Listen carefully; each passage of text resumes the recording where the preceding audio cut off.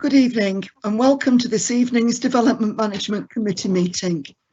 I'm Joan Grime, Councillor for Culcheth, Glaisby and Croft, and I will be chairing the meeting. I apologise for the slight delay to the start of the meeting.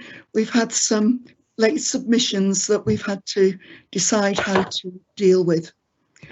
Due to the current coronavirus pandemic, the Council have taken steps to follow restrictions and health guidance in relation to social distancing, whilst balancing the needs of carrying out our regulatory functions. This is the 10th meeting of this committee that is being held remotely. The agenda of the meeting will run as per the usual format. The meeting is being broadcast live to the public who have had the opportunity to make written representations which have been distributed to members. However, there will be no input from the public during the meeting. This is in line with the Coronavirus Act of 2020, Section 78. Present at the meeting are 9 elected borough councillors, plus officers of Warrington Borough Council. I will now ask all those present to introduce themselves. Will councillors also confirm that they have received the agenda and reports on the applications and have a copy in front of them? Update reports have also been circulated and available for members to view. Right, can you now introduce yourself, Councillor Barr? Good evening, I'm Councillor Bob Barr. I represent Lim North and Thelwall. I have the papers in front of me and I've read the representations. Thank you. Councillor Carey. Good evening, Chair. Councillor Peter Carey representing Fairfield and Howley, and I confirm I have all the relevant paperwork with me. Thank you. Councillor Friend. Good evening, I'm Councillor Graham Friend representing Poulton North, and I have all the papers in front of me. Thank you, Chair. Councillor Morgan. Councillor Les Morgan representing Latchford West. I have all the relevant paperwork in front of me. Thank you. Councillor Mundry. Councillor Karen Mundry, Latchford East. I have got all the documents in front of me and read most of them. Councillor Parish. Yes, Chair, I've got all the documents. I represent Chapelford and Old Hall. Thank you. Councillor Wheeler. Good evening, Councillor Wheeler representing Appleton, Hatton, Stretton and Higher Walton, confirming I've got the papers and I have read them. Thank you. Councillor Jennings. Good evening, Councillor Tom Jennings representing Busey and Whitecross, substituting for Councillor Steve Wright tonight. I can confirm that I've received and read all the associated papers. Thank you. I'll also ask the officers to introduce themselves.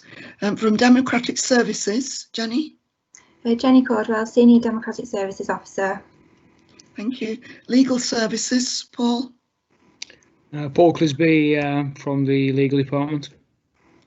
From Planning, the Development Officer, Nikki. Nikki Gallagher, I'm the Development Manager, and also on the call tonight is Alison Goff, who was the Case Officer for item number 1, Parkside. Thank you. Do you want to introduce yourself, Alison, as well? Thank you, Chair. Yes, Alison Goff from Development Management.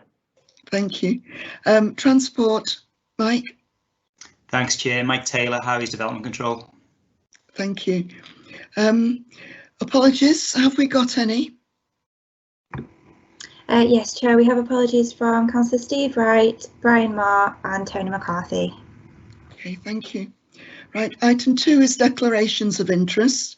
Members are reminded of their responsibility to declare any disclosable pecuniary or non-pecuniary interest which they may have in any of item of business on the agenda, no later when the item is reached. I'll go round everyone. Councillor Barr.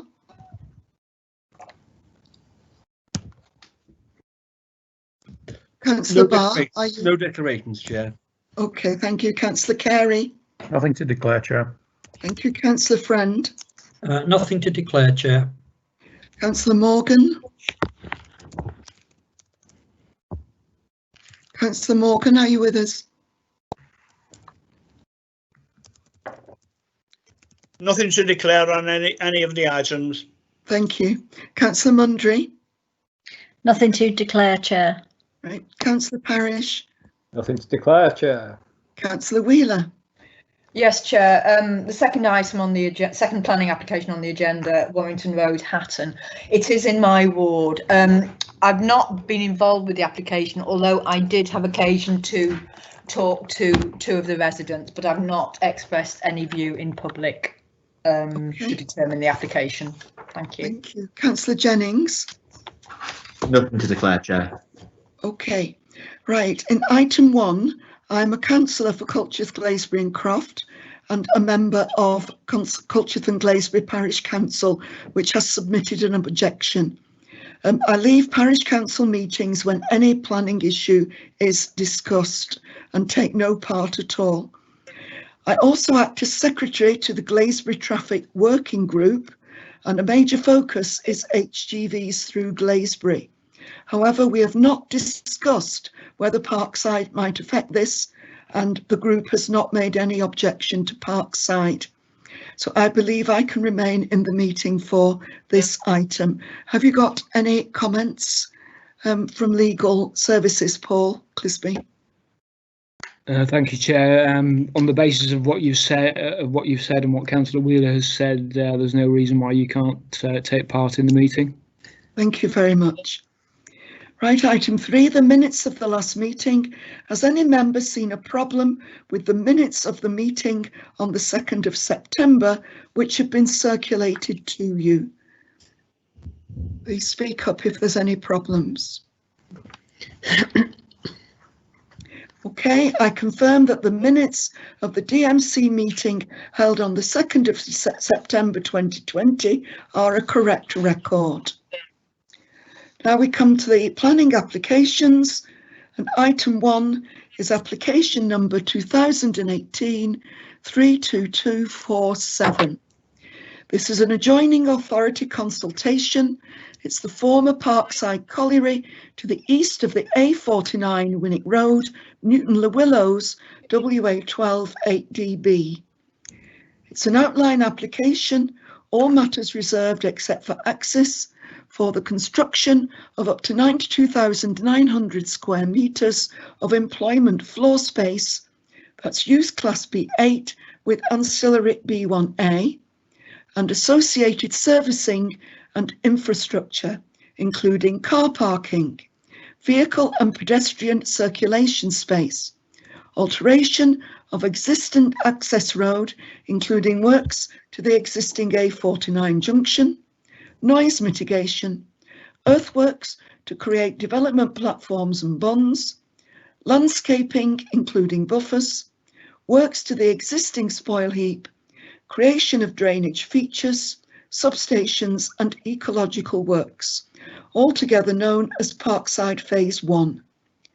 The recommendation is to withdraw the objection that we previously made and request that St Helens Council takes all practical steps to ensure that the Parkside Link Road is open to traffic prior to any part of the development on Parkside Phase 1 site being occupied. Can I invite the Development Manager to present a report? Thank you, Chair. Just before we get to the report, as you open the meeting there, you mentioned that some late representations have been received, and I just think it's worth just mentioning these at this stage. So as I'm going through the presentation, you can just bear this in mind, the additional information that's been received. So circulated to members of the Health Committee has been a letter that has been submitted by Councillor David Baines, who's the leader of St Helens Council, in relation to Parkside, and it demonstrates a commitment from St Helens Council to deliver the link road prior to Phase 1 becoming operational. So it states that they've consistently stated that the best route is for the link road and Phase 1 to be delivered concurrently, and I want to assure you that our programme's timescales align to make this a reality. He hopes that the commitment and the information that's submitted alleviates any outstanding concerns that we might have. And you'll also note within the pack that's submitted, we've got a revised time frame, a revised timeline regarding the construction of Parkside Phase 1 and the construction of the Parkside Link Road. Now, this is an updated version, in effect, of that is included within Appendix 3 of your report. That within Appendix 3 details dates, whereas this one just relates to months. There's been some slippage. Obviously, it's been called in now to Secretary of State, who we'll get into in a moment, and also I think possibly the impacts of COVID-19 as well has led to further delay. So that's just an update of how they intend that to be programmed and scheduled. Further to that, and I'm aware that Councillor Mitchell, acting as a capacity of ward councillor, has circulated representation to all members previously, which sought to object to the application on the basis that phase 1 should not become operational before Parkside Link Road. And at the moment, at that particular stage of writing the representation, she hadn't had sight of any reassurances that that would be the case. Now, since the submission of the letter by the leader of St Helens Council, she's provided a further email just to update that position. And she's carefully considered the letter that's been sent by the leader of St Helens Council, which commits to bringing forward the PLR before phase 1 comes into operation. And as a result of this firm political commitment, she's willing to withdraw her objection. To just provide some clarity around that, Chair. If I just move on then to the presentation, which we discuss the issues that we're looking at tonight. So this report, the report before you, item 1, report relates to a neighbouring authority consultation to Warrington Council from St Helens Council from 2018 for the redevelopment of the former Parkside Colliery site for employment uses within ancillary works as detailed within the report. In June 2018, the then members of the Warrington Development Management Committee resolved to object to that proposal. The report is in front of you this evening at the request of the Director of Growth, given that the application has now been called in by the Secretary of State for a decision, and the passage of time and the extent of updated information that has been submitted since DMC resolved to object to that planning application. Clarification is needed regarding the approach of DMC ahead of the inquiry, and taking all the material considerations into account that were not available in June 2018, it is recommended that the objection lodged in relation to Parkside Phase 1 is withdrawn, and that it is requested that St Helens Council takes all practical steps to ensure that the Parkside Link Road is open to traffic prior to any part of the development on the Parkside Phase 1 site being occupied.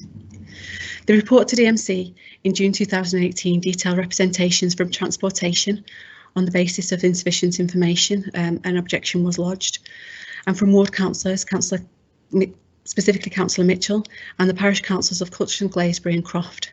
The issues raised included transportation matters, environmental concerns, impact on the Greenbelt, heritage concerns and insufficient information, as stated with paragraph 3.3 of the report. Notwithstanding this, the objection submitted by WPC to St Helens was made on the basis of all matters raised in objection letters, and all letters that we have received were forwarded to St Helens. Based on the report, it does not appear that members were provided with detailed written information on the content of the letters from local residents before the resolution was made, although there is an understanding that there was awareness of their contents. For information, as Warrington were not the determining authority for the Parkside Phase 1 application, all objections were requested to be sent directly to St Helens, who were responsible for statutory consultation, in order to ensure that they were taken into account as a decision-making body. In determining the application at the Planning Committee in December 2019, St Helens Planning Authority reported in detail all representations that have been submitted and forwarded by Warrington Council and responded to these within their report.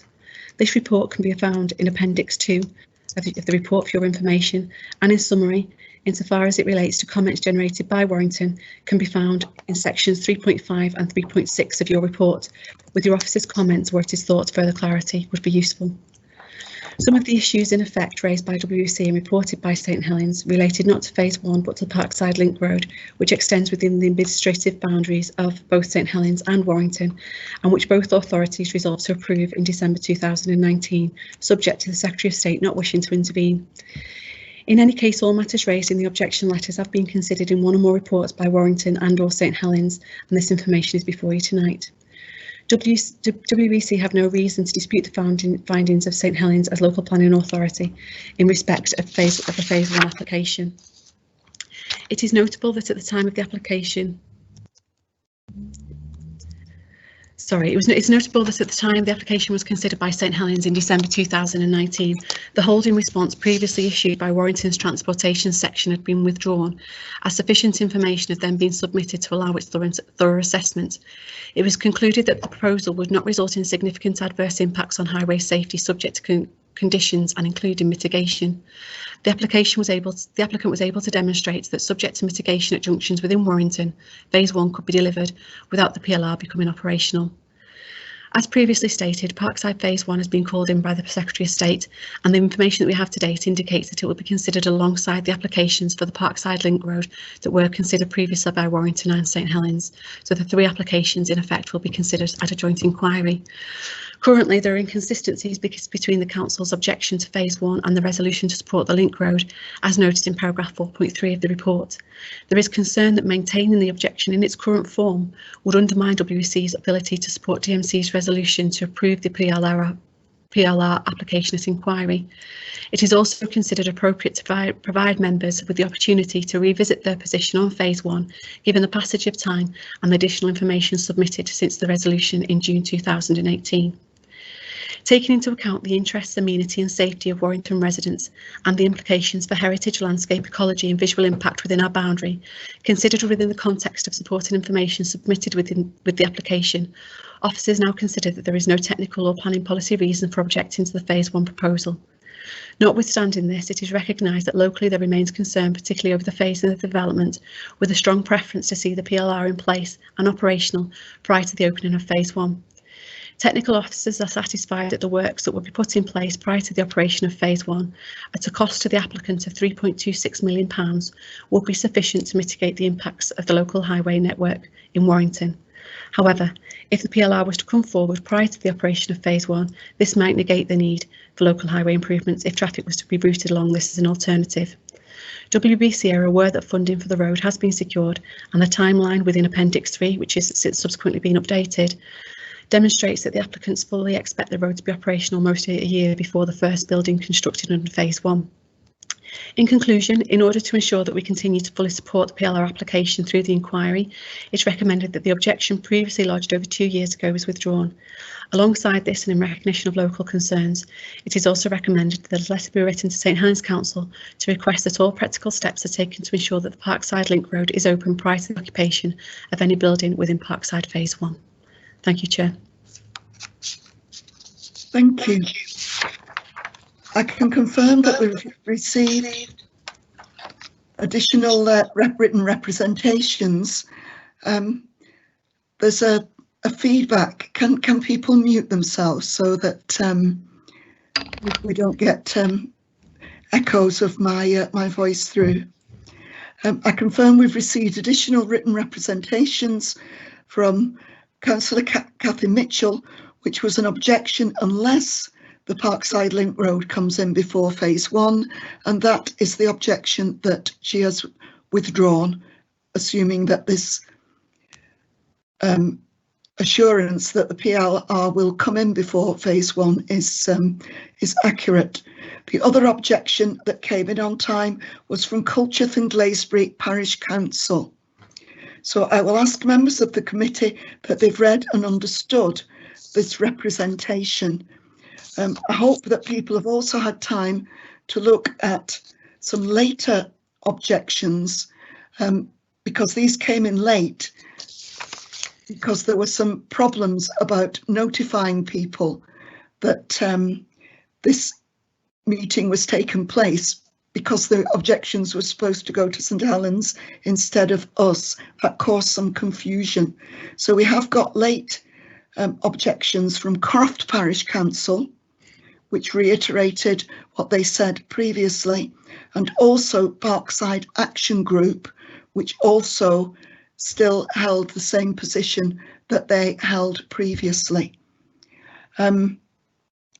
To take part in the discussion, you need to confirm that you've just read the ones that came on time, but hopefully people have had a chance to pay attention to the others as well.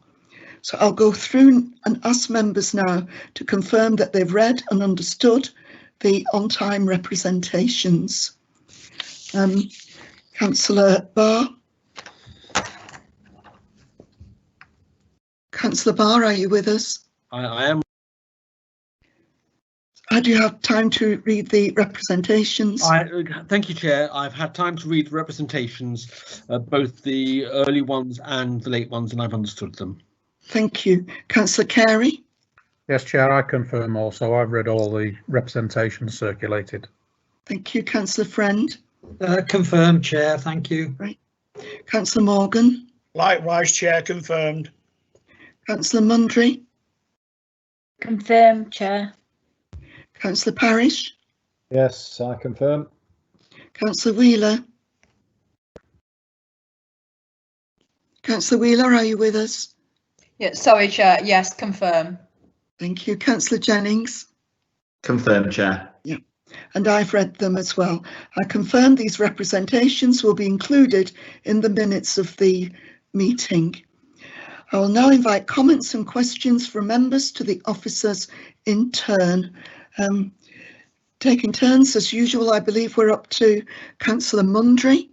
Have you got any comments or questions for officers to make at this point, Councillor Mundry? No questions or comments, Chair. Okay, perhaps give you a bit more time to think about it. Councillor Parish? Yes, Chair.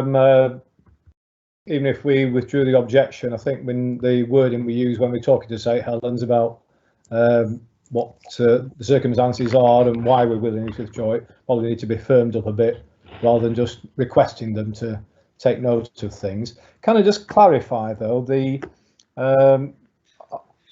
from what was being read out then, are we saying that if the link road were built, then the improvements to the junctions on the A49 would not necessarily be needed? Mike, can you answer that, or Nikki? Or yeah, thanks, Chair. As it stands, the two applications have come in separately. So the phase 1 has been supported on the basis that highway mitigation, highway improvement work will be carried out on Warrington Road network. The Parkside Link Road is an application for the Link Road itself. If the Link Road goes in, it will offer benefit for the traffic situation through Winwick. The development that then goes on top of that will then have to be subject to additional transport assessment. And the phase 1 in particular, because they have an outstanding condition that requires them to implement the work, they will have to prove that they don't have to implement that work. So basically we would expect a variation of condition or a removal of that condition application and a full assessment as to their impact with the link road in place. So it may or may not be required. I'm not sure that answered my question, really. I mean, we've got this list of junctions and plans from junction 9 to the entrance on further up the A49, more or less where the old Parkside colliery entrance was. And I'm not quite sure from what Nikki read out before whether we're sort of saying if the link road is built, which I understand, and we've already approved it because we recognise there's benefits for Warrington traffic, Winwick and Hermitage Green in doing that. But that was supposedly designed for phases 2 and 3, not necessarily for phase 1. So what I'm trying to get at is if the link road were built, what about the other improvements on the A49? Would they be deemed no longer necessary? If you want me to respond, or maybe Mike, if you can do. So the recommendation that's gone forward at the moment is based on the information that's been submitted. So that is that we need to treat phase 1 in isolation. So what they're looking for is to mitigate phase 1, and what it means to do that will be through local highway works through Winwick.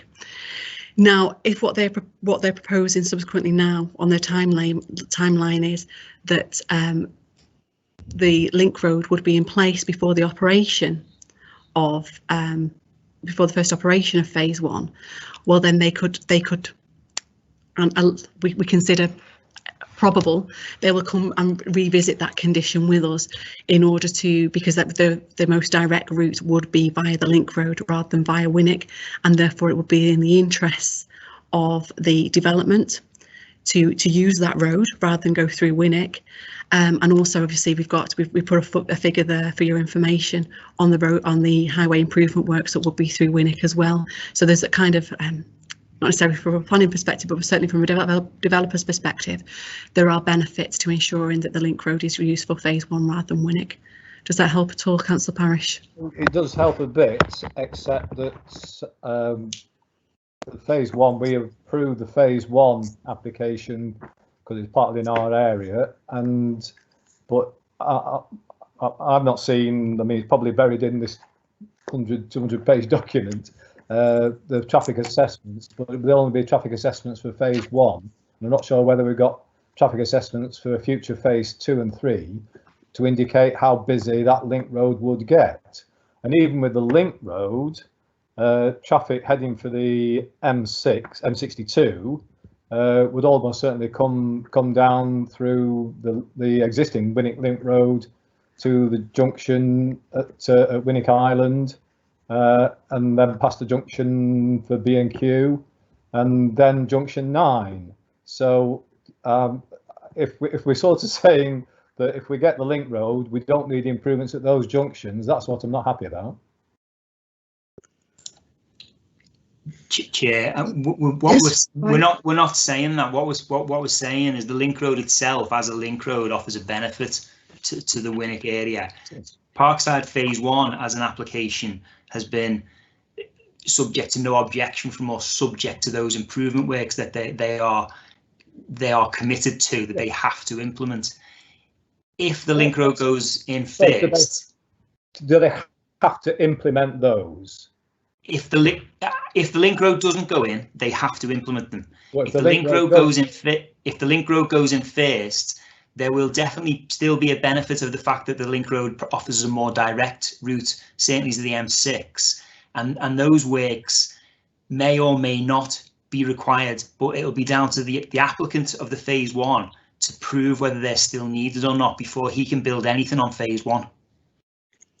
So as far as we're concerned, a bit pig in a poke then. Sorry, Steve, what did you say? It's a bit pig in a poke, isn't it? Because we're buying a pig in a poke. I see what you mean. Yeah, we don't know what's going to happen. We're going to have to withdraw an objection based on junction improvements in Winwick that may or may not take place. So Councillor Parish, as things stand at the moment, the representation that has been made by transportation is that phase 1 is acceptable subject to the mitigation in Winwick, and a condition would be, we would still look to support the condition, and the applicant has accepted a condition that would be the case. Now, if the link road came forward before phase 1 was open, they could subsequently apply to vary that condition. Right. So, and and an assessment would take place at that point to assess what would be needed. Okay, then when we come to our recommendation, I think we need to be very careful about how it's phrased. I'll let others have a go now, Chair, if you're happy with that. Thank you. Right, thank you, Steve. I think that answers your questions, although there's still a major issue before us about the amount of traffic that is going to come into Warrington one way or another, which was part of the original objections, as well as the fact there wasn't at that stage enough sufficient information. A lot of the traffic that comes out of phase 1 is going to come into Warrington one way or another, and this is one of the major things we are considering. Councillor Wheeler, have you got any comments or questions? Not at this stage, Chair, but I would like to say it is, a very complex application for us to consider. There is a lot of information there to take in. Okay, thank you. Councillor Jennings, have you got any comments or questions for officers? Just a few based on, I don't think I sat on DMC on the 6th of June, so obviously all of this paperwork is fresh to me. I just want to confirm that what we've been asked tonight is that we withdraw the objection based on the fact that the primary mover, being the ward councillor, is now withdrawing her representation or objection, objection, based on the fact. Can I jump in there? That is just an additional piece of information. That isn't the basis of being asked to withdraw the objection. Yes. Kathy's withdrawal just came at the very last minute. The recommendation from the officers to withdraw the objection is weeks old. So thanks, Joan. I was asking Nikki that. Councillor Mitchell's withdrawn her objection is not a major part of the argument. I disagree. If the primary mover of the objection is now asking to withdraw based on the more up-to-date information, I think that is quite relevant. Obviously, the timing isn't helpful or conducive as it could be to the meeting, but ultimately, if more information has become apparent, so much so that the primary mover to the original objection now wishes to withdraw that, I think that is important. But I was on a thread there, Joan, so if you allow me, I'll just continue with my question towards the officers. So just so I'm clear on what we're being asked to do here tonight, so we're being asked to withdraw the objection and obviously, you know, take into account the fact that the primary mover now wishes to withdraw herself. In terms of the request, reading it through here on the screen, the request that that we're asking St Helens to take all practical steps. From reading Councillor Baines's recent letter, his second to last paragraph, I think, gives us that currently. So for those who may not have it to hand or see it, I can see it here, and he says that we've consistently stated that the best route is for the link road and phase 1 to be delivered concurrently, and I want to assure you that our programme timescales align to make this a reality, that the Parkside link road will be constructed 9 months in advance of the first building on phase 1 becoming operational. So based on those 2 points, that's been fulfilled already via the recommendation that we're basically looking to endorse here tonight. Correct, Nikki?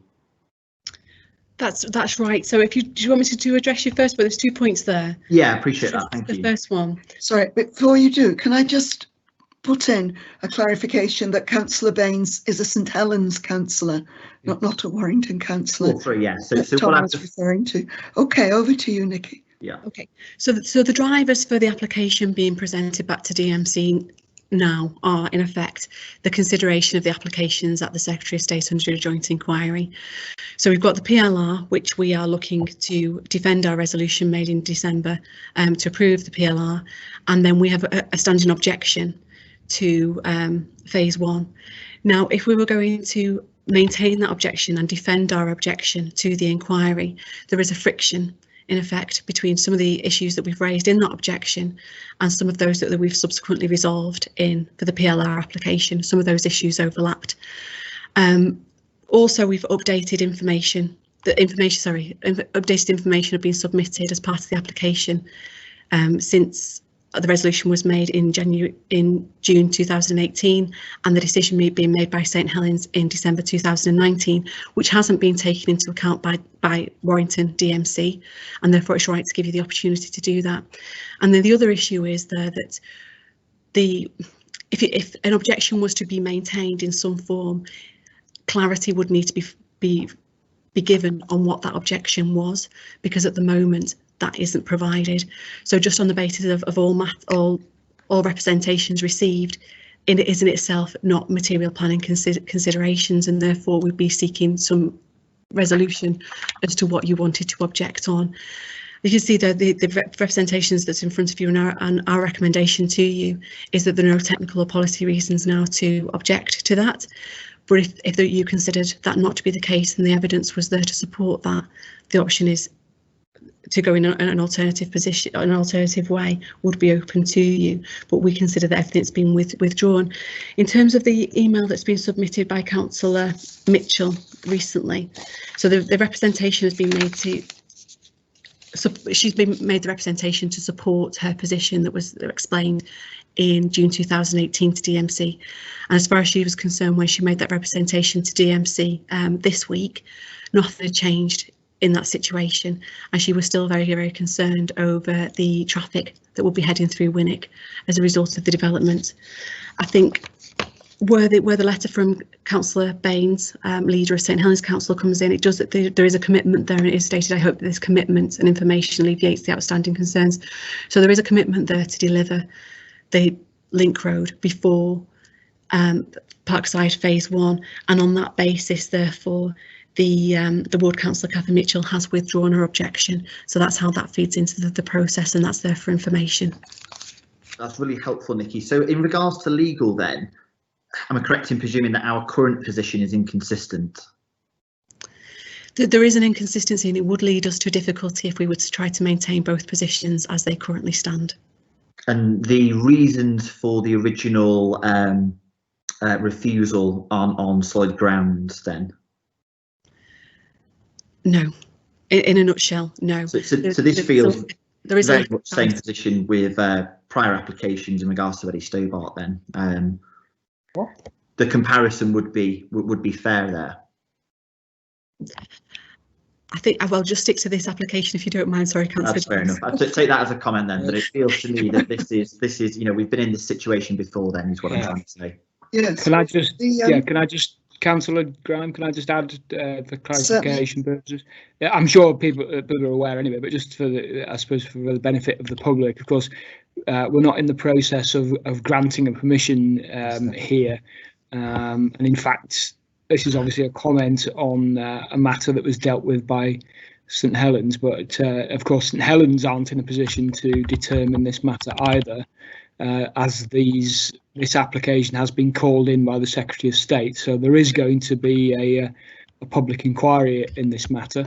Obviously, the council has its position, but insofar as any member of the public or even or an individual councillor, for example, has concerns about any of these issues, of course, they will be explored in the inquiry. So this just establishes our formal position as a council, but the decision will be made by the Secretary of State further to a public inquiry, and of course individuals and groups will no doubt make their submissions in relation to if they disagree with your officer's view in these matters. Yep. So it's sorry, Joan. From the chair, Tom wasn't at the original discussion of the item many months ago. Obviously now, because with the Secretary of State's inquiry coming up, our council officers want to have a tight case to present without sort of obvious gaps and holes and possible inconsistencies in it. Originally, when we made the objection, that was against the officer's advice, and it wasn't just on the objections from Winwick on the effect on their traffic. There were a lot of objections, particularly from the Parkside Action Group, who made a strong case at the meeting, and also from the Parish Councils of Culcheth and Glaisbury and Croft,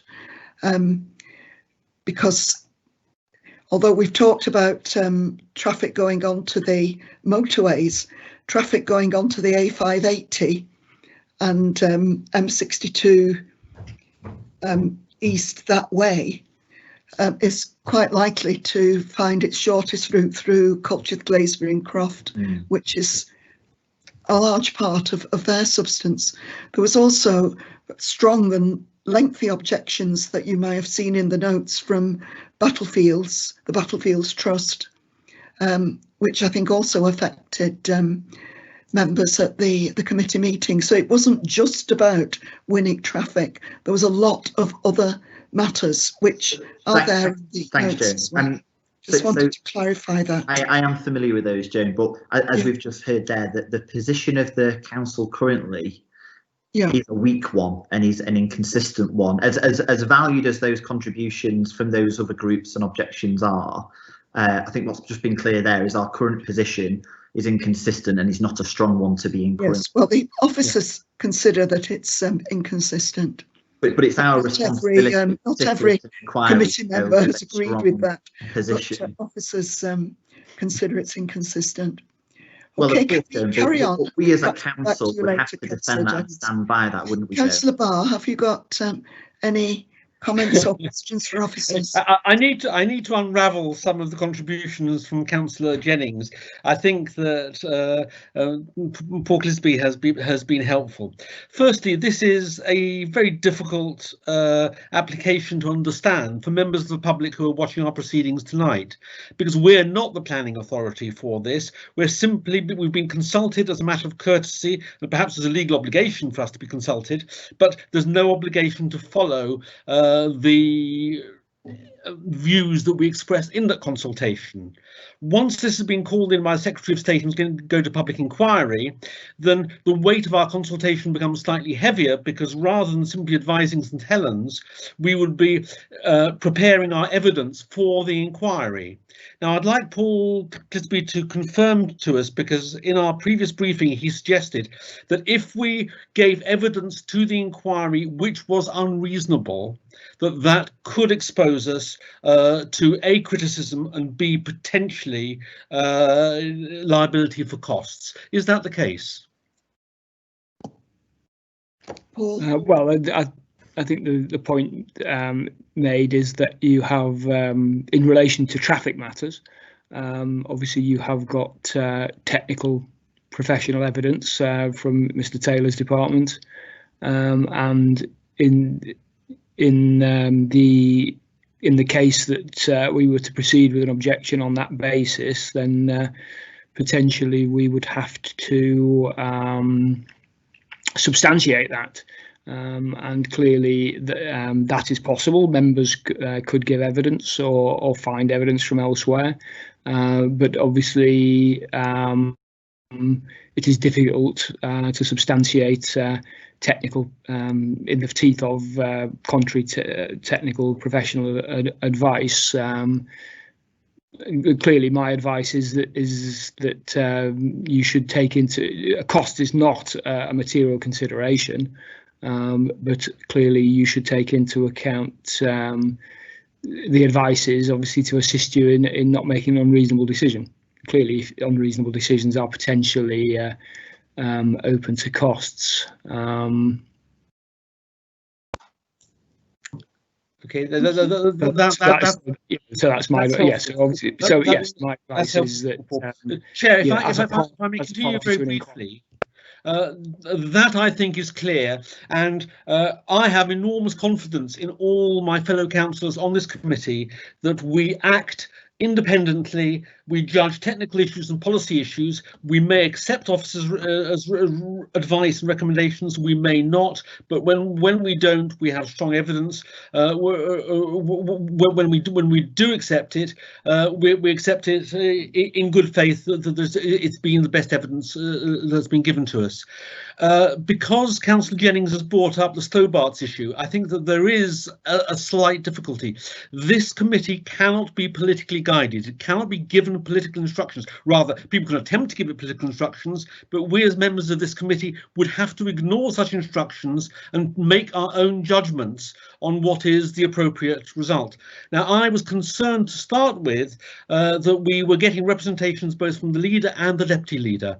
I'd like to put on record that I am satisfied that both of those were entirely proper, that the leader simply passed on Councillor Baines's representations from St Helens, which are helpful to the committee, and I'm entirely satisfied that the deputy leader has acted entirely as a ward councillor representing the views of her residents and the concerns of her residents. So on this occasion, I don't think we've been put under political pressure.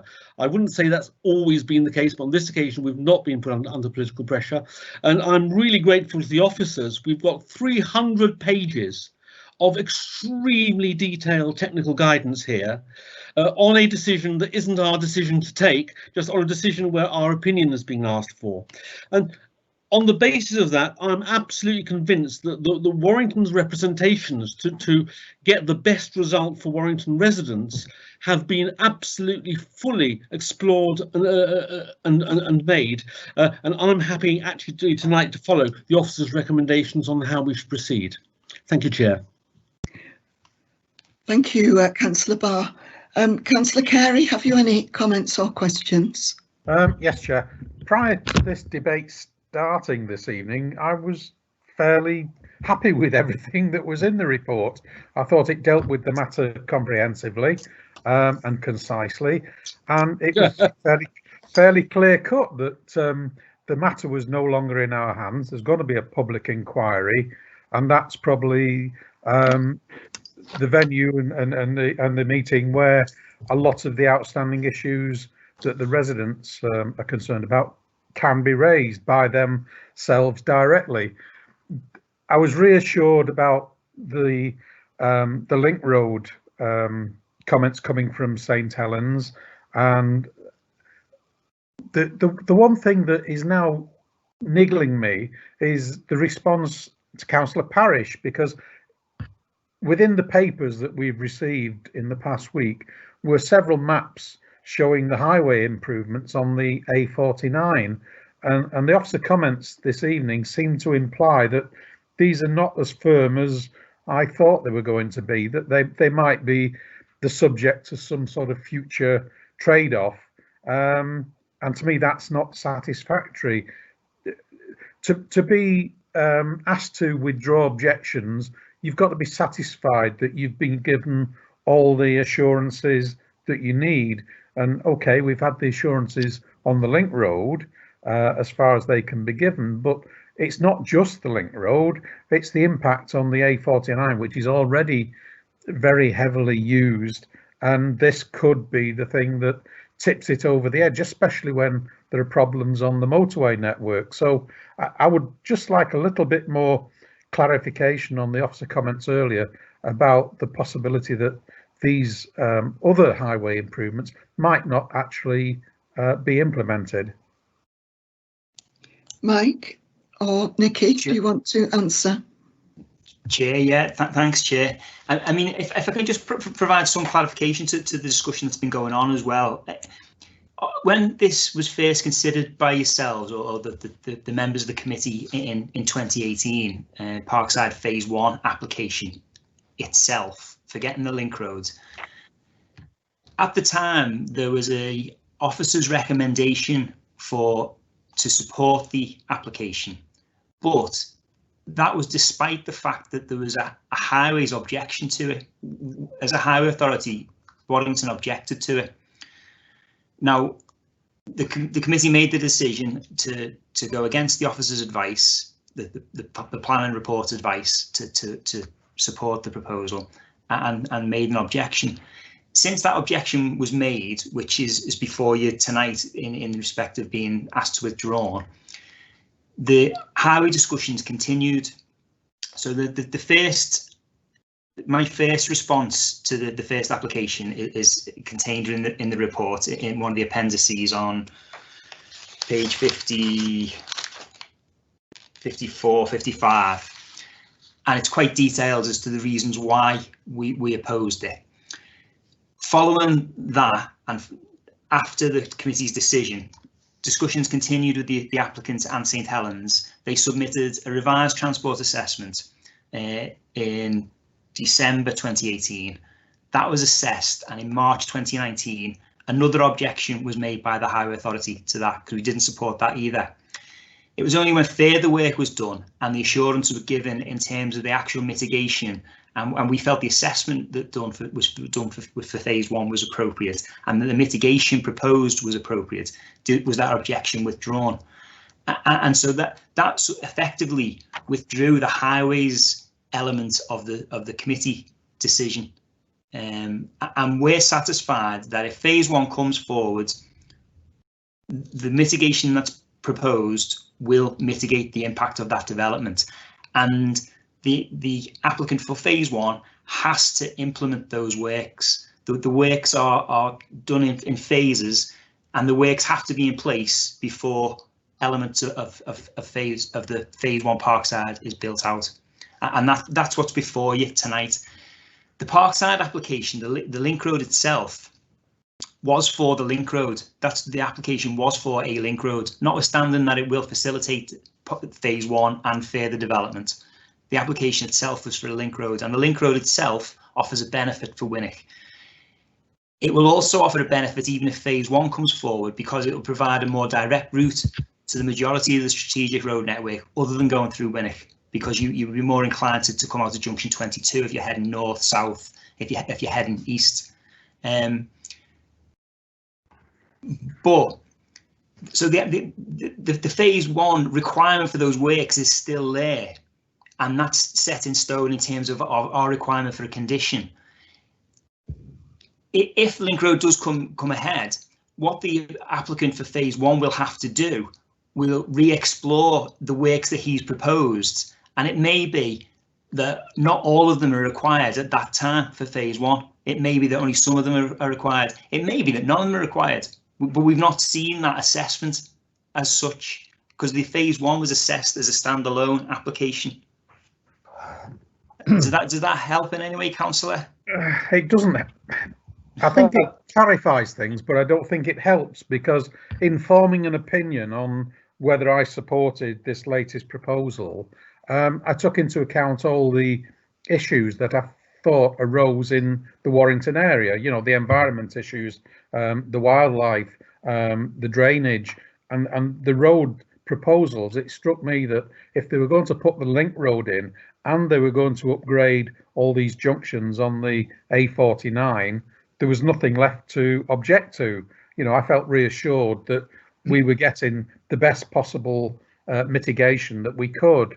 In fact, we had a series of plans sent to us only on the 25th of September that set out the details of what was being proposed at these various junctions, the widening of carriages, the addition of extra carriages where it came to junctions. And looking at those, I thought, yeah, they've done as much as they could possibly do, given the constraints of the land availability. So I was very relaxed about it, thinking, yeah, the proposal tonight should go ahead. I don't see any problems with it. But once you started to respond to Councillor Parish, I started to sort of have a few misgivings about whether these things will actually happen. I can understand there might be phasing issues, and you might be thinking, well, they won't happen in phase 1. They might not be justified, they might not be necessary, but when phases 2 and 3 come along, they'll come to the fore again. So, you know, is it simply a matter of timing, or do you think that we'll be left with a situation where it's the link road and that's it? I don't believe it'll be a case of the link road and that's it, Councillor. There will be requirements to make improvements through Winwick as development comes forward.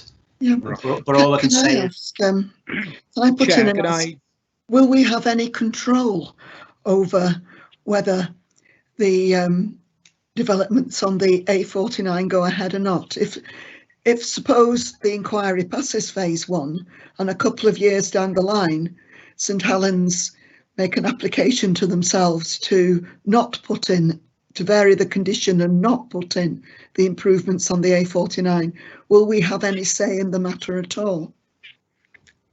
So, Chair, can I answer that, Mike? Can I answer that? Yeah. So the proposal, as I understand it at the moment, is St Helens are seeking to grant permission subject to the highways conditions, which I think are conditions 26 to 35. I think that's right, Mike, isn't it?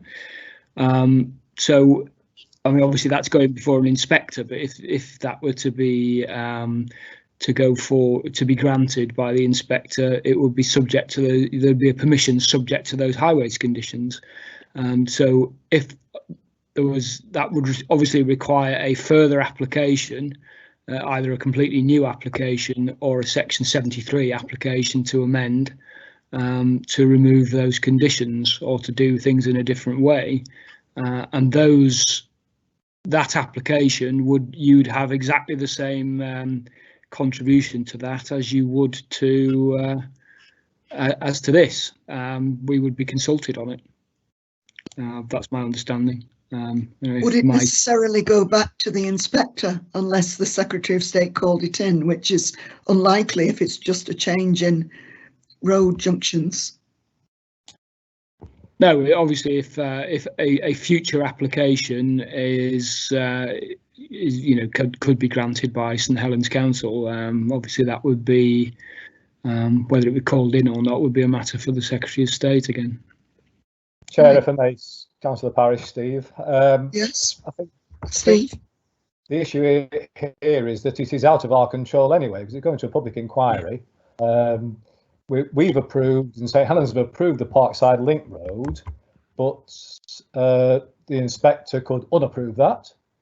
The Secretary of State, even no matter what the inspector says, could still go against that and unapprove anything. So as far as I can see, the best we can do is really make plain, if we are going to withdraw our objections, it is on the basis that we understand we've already approved the link road and that the junction improvements will also take place. I mean, that's the assumption on which we will withdraw our objection. What happens to it after that is out of our control. But the other issue, of course, is that the developer will be paying for the junctions on the A49, whereas it's I think St Helens is going to be the major funder for the link road. So it's obviously in the developer's interest to go to the inquiry and say, they're putting in a link road for me, I don't need to do the improvements on the junctions. Any comments, Paul or Nikki? If I could comment, please, Councillor Bryan. I think it's just important here to realise what we're considering in this neighbouring authority consultation, which is Parkside Phase 1 and the mitigation that is associated with Parkside Phase 1 as a self-contained application. And what Mike has done working with St Helens and the applicants is looked at what is necessary to mitigate against Phase 1 in isolation, and doesn't include for the link road. And they are the conditions there that Paul has referred to. And so I think there should be some comfort for both Councillor Curry and Councillor Parish and any others in that regard over that, because what we are clear of from a technical point of view as officers is that Phase 1 the impacts of Phase 1 on the local highway network can be mitigated, and it can be secured by a planning condition, and that condition has been agreed by the applicant and it has been put forward by St Helens Council. And so unless the inspector came up with any other evidence that would challenge that view, it is likely, can't guarantee, but it is likely that that would be carried through. I think where this issue has become a little bit muddied is where we're also trying to consider what might happen in the future. But at the moment, we can only consider what's in front of us. Thank you, Nikki. So can I just add to that, Chair? So in terms of who would like Paul? Sorry, it's Paul. Yeah. So in terms of what Councillor Parish has said, the basis of our not objecting is the proposal with the highway mitigation conditions. That is the basis upon which we are recommending no objection. And in terms of the appellant, it's a public inquiry. It's not an appeal from a refusal. So as far as I understand it, there is no. I don't think there's any. I don't know whether I presume there's no disagreement at all between the appellant and the local planning, the St Helens Local Planning Authority. So it is, as far as I understand it, the appellant is not will not be seeking to get out of those conditions. They are putting them forward as part of their application. Chair, just point out that the planning approval for the link road is going to be part of the public inquiry. So what I'm hearing, it almost sounds as if we'd have been better not approving the link road, because that's for Phase 2 and 3, because now we've got approval for the link road, that might be a get out for the junction improvements. So I think we do have to be very careful in what we actually say in withdrawing the objection, and perhaps we do have to be, maybe not for this meeting, but as the officers go to the public inquiry, we have to be fairly clear on which priority, if there were a choice, would we want the link road with the benefits to us, but that could happen anyway for Phase 2 and 3, or do we insist we want the junction improvements on the A49? Because that's the Phase 1 stuff that we're looking at today. It's on the basis of those junctions that highways have withdrawn their objection. Is that right? Does anyone want to answer that?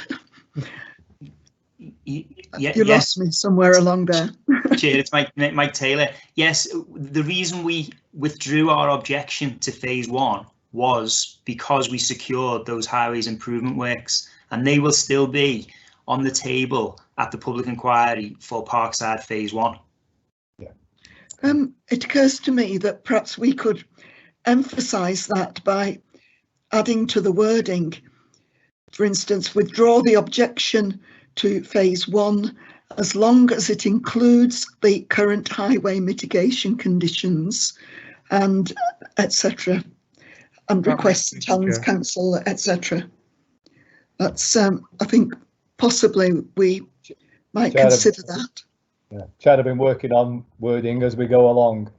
Yeah, but not every councillor's had a chance to speak yet. So can we go on? Councillor Friend, have you any comments or questions for officers? Not at this moment.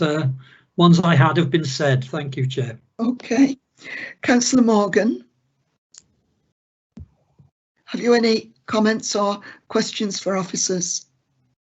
Not at this moment. My concerns have been voiced already, and all I can say is all we can go on is what's in front of us. Yeah. Okay. Yeah, and there's a lot in front of us. Hell of a lot. It becomes curious and curious. We've looked at the highway issues, but there are many more involved in the notes that we've got as well, and also in the representations that we've read. So all of these we need to keep in mind, but we do seem to be focusing on the highways issues, which of course are very very important. I think with what we've said, we can certainly go round again to see if people have anything further to comment. Councillor Mundry. No, I've got no comments or questions. No. Okay. Councillor Parish, do you wish to continue? I've lost you, Councillor Parish. I can't hear you. Are you muted? I was busy drafting a suggested wording, Chair. Do you want that now, or otherwise I've nothing else to say until we get to that point? Say what you considered. The sort of wording that we might need for the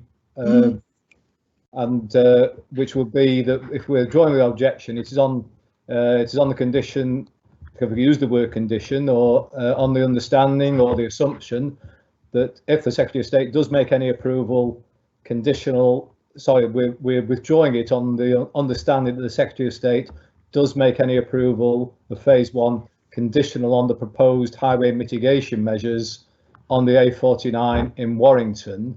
And what we say about the link road, I would actually use the word notwithstanding the existing approval for the Parkside link road. Have you got those written down if you want to come back to them? I have. Because my scrawl, I can hardly read myself. Notwithstanding the current approval. If we just, Councillor Grime, I would just certainly. I would just comment there. It's not an approval; it's our resolution. So just a matter of clarity. We haven't approved. We made a resolution rather than we haven't. St Helens have approved it, haven't they? No, because both applications are subject to resolution. So all 3 applications are subject to resolutions. But it'll be a Secretary of State's decision. So we've approved. Resolution to approve. Yes. Yeah.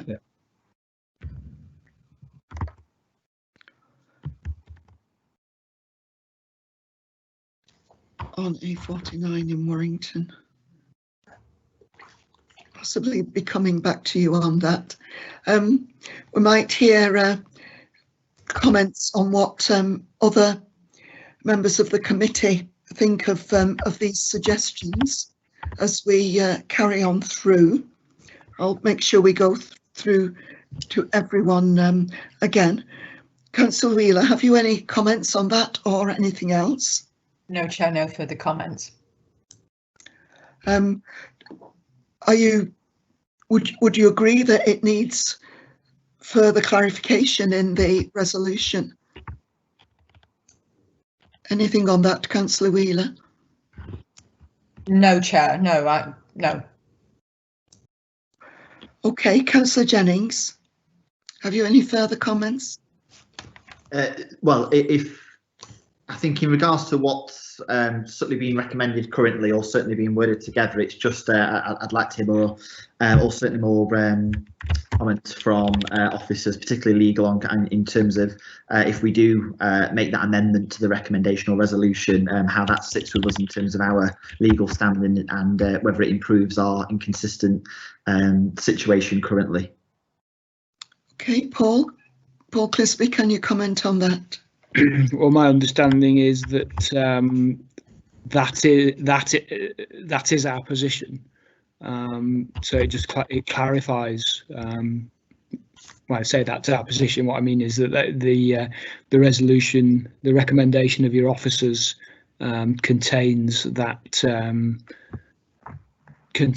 within it, but it's not specifically stated. So it is a clarification of the resolution as recommended. I think that's right, isn't it, Nikki?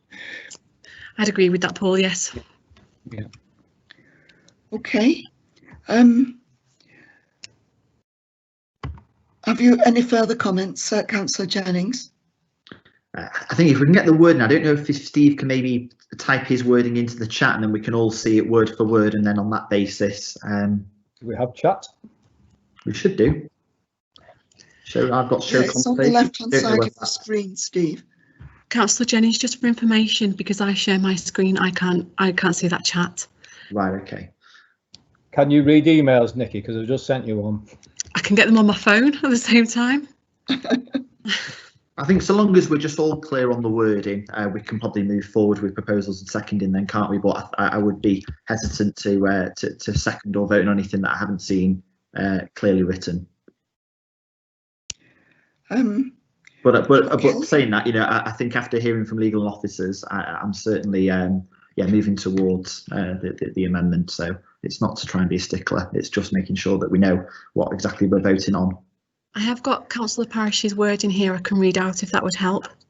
Yeah, second time, that'd be fantastic. Okay, all right, so it's withdrawn. So the objection withdrawn on the assumption that the Secretary of State does not make any approval conditional on the proposed highway mitigation measures on the A49 in Warrington, notwithstanding the possibility that the Parkside Link Road is completed prior to the opening of phase 1. Well, if Steve's proposing that, I'm happy to second that amendment. Sorry, can you read it out again? Yes. You put, didn't we say condition about the highway mitigation? So so the text I've got here is withdrawn on the assumption that the Secretary of State does not make any approval conditional. Does make approval conditional on the proposed highway mitigation measures. Thank you. That's where I got confused. Does make approval conditional. Yeah. I think I've got probably two comments if you'd like me to chip in there, Chair.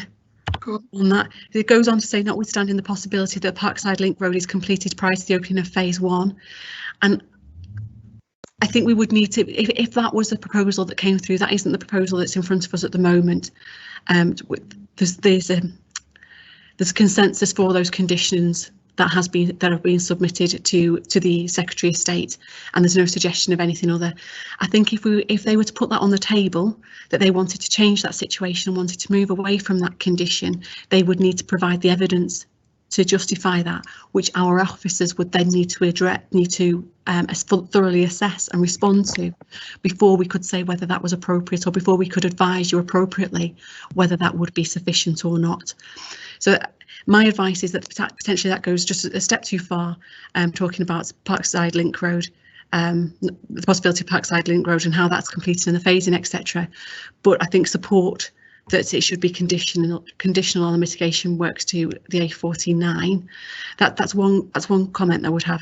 The other comment that I'd just like to make is that I think we should look at making it conditional that all suggested conditions put forward by Warrington are taken into account, because there will have been other technical conditions that are taken into account that have just been accepted that maybe aren't subject to this debate tonight, but raise particular emphasis to the mitigation and the requirement for the mitigation on the A49. So we draw that out as being a particular issue that we want them to look at. So your advice is that we withdraw the objection on the assumption that the Secretary of State. I suppose it would be on the condition that the Secretary of State. Yeah. Accepts the conditions. Yeah. Conditions associated with highway mitigation measures on the A49 in Warrington. And takes highway mitigation. And takes into account all of the conditions suggested by WBC. So we're emphasising specifically the highways point, but we're also drawing his attention to the fact that we have made other representations from technical officers. So withdraw the objection on condition that the Secretary of State accepts the conditions on highway mitigation on the A49 in Warrington and takes into account all the other conditions suggested by Warrington Borough Council. Sounds good to me. And then we add on the end about the all practical steps, etc. Yes. Chair, if Steve's happy with that rewording, I'd be happy to second his proposal. Right. Yeah, not quite sure. Steve, are you happy with that wording? I think. Okay. We're still going to give other members of the committee a chance to comment. I think we're up. Councillor Wheeler, I don't know whether I've just asked you or whether it was on the last round. Have you any further comments? No, you did ask me, Chair. You'd got up to me. Sorry. Yes. Right. Okay. Councillor Jennings has made his comments. Councillor Barr, anything further from you? No further comments, and I'm happy with the wording of the amendment that Nikki read out. Yes. Councillor Carey? No further comments, Chair. I'm happy with the proposal as set out now. Okay, Councillor Morgan? I'm happy with it, Chair. Good. Councillor Mundry? No comments, Chair, but I'm happy with the recommendation. Are there any further comments from any councillors or clarification from any officers? You didn't ask me, Chair. Councillor Friend. I'm terribly sorry, Graham. No, I've got no comments, and I'm happy with the wording. Thank you. Right. Therefore, I propose the motion that we withdraw the objection to phase 1 on condition that the Secretary of State accepts the conditions on highway mitigation on the A49 in Warrington and takes into account all the other conditions suggested by Warrington Borough Council, and also that St Helens Council takes all practical steps to ensure the Parkside Link Road is open to traffic prior to any part of the development on Parkside Phase 1 site being occupied. Okay. Can I have a seconder for that motion? Well, I'm proposing it, Chair. Can I just check the officers are happy with? You said on condition. Is that all right, rather than on the assumption? Yeah, I think with your agreement, councillors, I think what I would like to do is take that away, so the principles of that away, perhaps make it a little bit more elegant, run it through chair for approval before then it's issued, but the principles there are absolutely fine. Okay. I'm happy with that. I'll propose that, Chair, then. So you're going to propose the motion, Steve. All right, you can propose it. Can we have a seconder as well? Is Tom not doing that? Sorry, I was on mute. I'm happy to, if officers are happy with the rewording, I'm happy to second that. Yeah, I think I can send the rewording round to all the committee, Nikki, in this case, because there's been a lot of discussion about it. Okay, so that proposal is proposed and seconded. Are there any amendments to the motion?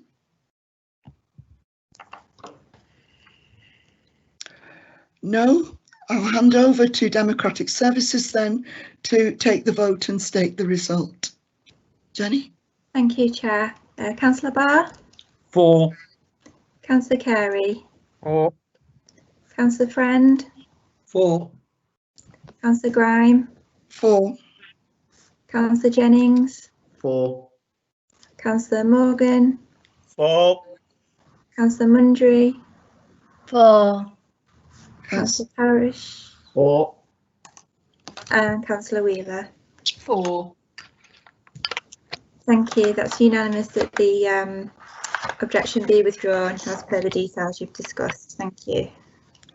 Thank you very much. We go then to item 2, application 2020-36900, Warrington Road, Hatton, Warrington. This is a full planning major for the proposed erection of a grain store, machinery store, agricultural yard and access. The recommendation is to approve, subject to conditions and a unilateral undertaking. Can I invite the Development Manager to present a report? Thank you, Chair. So the application proposes 2 buildings on farmland within the Greenbelt to facilitate grain and machinery stores with associated yard and access track. The application is before members because of an objection received from Hatton Parish Council. This is detailed within your report, but the main issues include its principle, highway safety and impact on the character of the area. The application was advertised by 6 neighbour notification letters, which resulted in 4 objections from 2 properties for similar reasons as stated by the Parish Council. And more precise details associated with this can be found within section 4 of your report. I'd also refer members to the update note, which was circulated earlier today, which details a subsequent objection received from Councillor Sharon Harris. Those issues have largely been raised within the report and are addressed in the report, but you can see exactly the nature of those objections there and the officer comments on that. The key issues, as members are aware, all planning applications must be considered in accordance with local planning policies unless other material considerations indicate otherwise. And the relevant local planning policies contained within the core strategy are contained within section 7 of the report. The key issues associated with the development are discussed in section 9 of the report. And for the purpose of this presentation, I'll focus on the principle of proposed development in the Greenbelt, visual amenity, highway safety and residential amenity. The National Planning Policy Framework is clear that buildings for agriculture, such as those proposed, are not considered to be inappropriate within Greenbelt. However, this is not without analysis, and the applicant is required to demonstrate that the proposed development is required for the purposes of agriculture. Such information was submitted in relation to a previous application on the applicant's land and was accepted by the inspector considering the subsequent appeal, although the siting of the building was not, and it was for that reason only, that the appeal was dismissed. This is material to the current decision, and there have been no changes in policy or material considerations since then that should lead to a different view being taken in regards to the justification for the development. Given that the agricultural buildings are considered appropriate and the scale of the development is justified, it is considered that the development is acceptable in principle in accordance with national and local planning policy. The siting of the building is 240 metres from Warrington Road and against the backdrop of woodland area. The size of the grain store is akin to that previously approved on the same site, although the machinery store would be 40 square metres larger than that previously approved. Notwithstanding that, the size is comparable in terms of scales, massing, materials and design to many agricultural buildings, and sufficient justification has been provided for its size.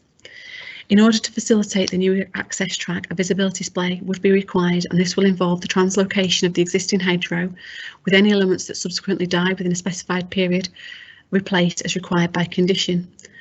On this basis, the agricultural character of the area viewed from the highway will be largely retained. Whilst the proposal utilises an existing field access, an enhanced visibility display is proposed and is considered acceptable from a highway safety perspective. The associated track would have the benefit of avoiding an existing public right-of-way and therefore reducing any particular conflict between pedestrians and vehicles, and the applicant will submit a unilateral undertaking to ensure that there is no partial implementation of this prospective consent and that previously approved, of the partial implementation of this prospective consent, and that previously approved application which would provide a different access route, and that access route that has been previously approved does, to a limited extent, some extent albeit limited, have a tension with the public right of way. The benefits of the proposal in terms of highway safety and pedestrian safety are recognised, and the application is considered to be in accordance with local planning policy in this regard. The proposed buildings would be located 250 metres from the nearest residential properties, and therefore they would not be harmful to residential amenity of local residents. While the site access would be 30 metres away from the nearest properties, it is separated by an existing hedge, and road, and the track itself would not be illuminated and would service the associated fields as currently and associated buildings with seasonal usage. Finally, it's been said, and within representations received, that there has been an equine use on the site previously, and it appears that there may be some concern that the proposed facility will be used for such purposes.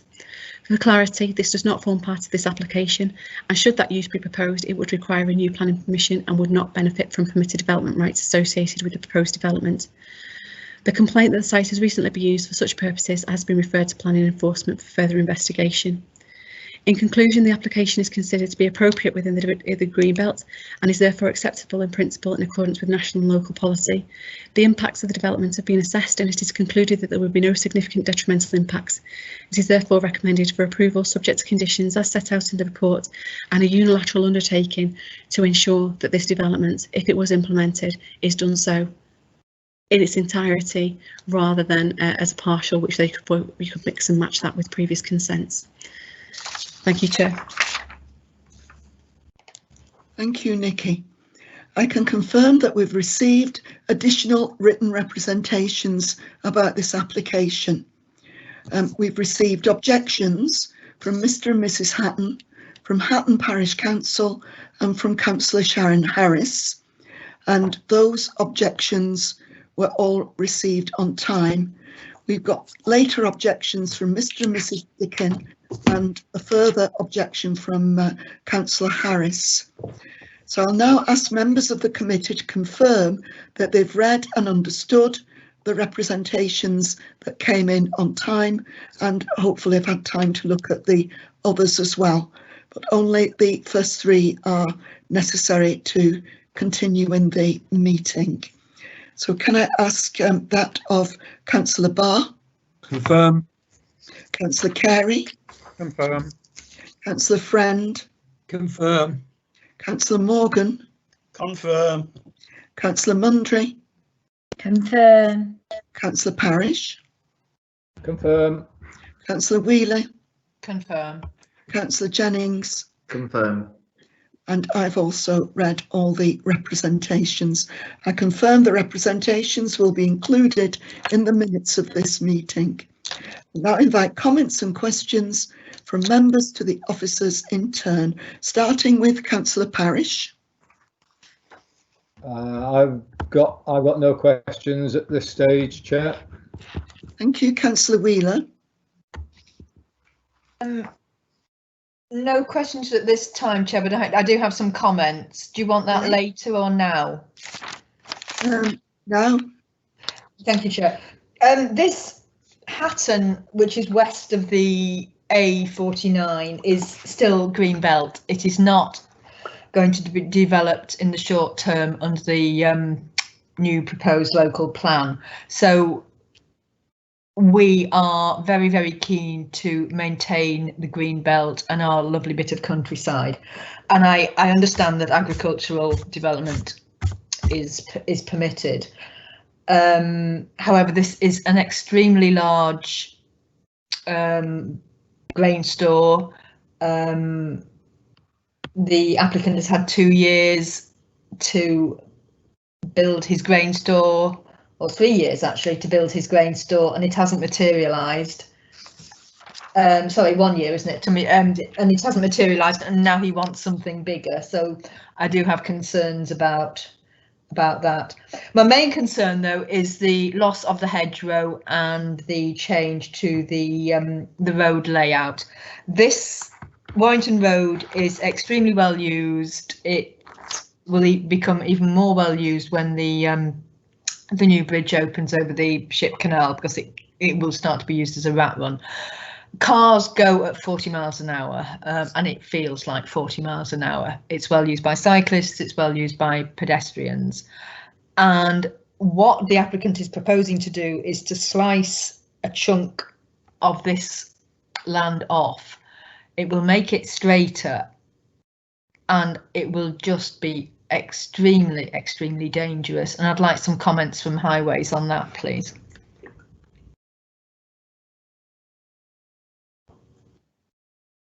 Sorry, Mike, can you come back to Judith on that? Sure, thanks, Chair. I do appreciate Councillor Wheeler's concerns in respect of movements along Warrington Road. What I would say is the access proposal itself is utilising an existing access point, which has poor visibility at the moment. I think the visibility is around 20 metres. The proposal improves it to 90 metres, which is appropriate for the typical speed that we expect along Warrington Road. And so it makes the access point safe. In respect to the alignment of the carriageway, that will not change with the access improvements, the visibility improvements. The proposal is that the hedge itself is actually relocated and it's replanted rather than lost, and obviously that's very much down to the work that's carried out. But we feel that the visibility improvement is appropriate to the nature of the access, and we don't feel that it will have an adverse effect on speeds on Warrington Road. Okay, thank you, Mike. Chair, can I just come back on that? Can I just have one further comment on that before you move on? Yes, certainly. It may not have you may not think it has an adverse effect on the speed on Warrington Road. It will have a significant adverse effect on the character and the layout of the area. It will be a massive change to the landscape boundary. Thank you, Chair. Thank you. Are there any comments or questions from Councillor Jennings? No, Chair, not at this stage, thanks. Okay, Councillor Barr. Yes, two issues that come up for me on this. Clearly, this is permitted development for a very substantial extension to the agricultural operation. I'm aware here in Lymm that farmers recently have been investing heavily in farm machinery, and the farm machinery that they seem to be investing in now is larger than what they had before.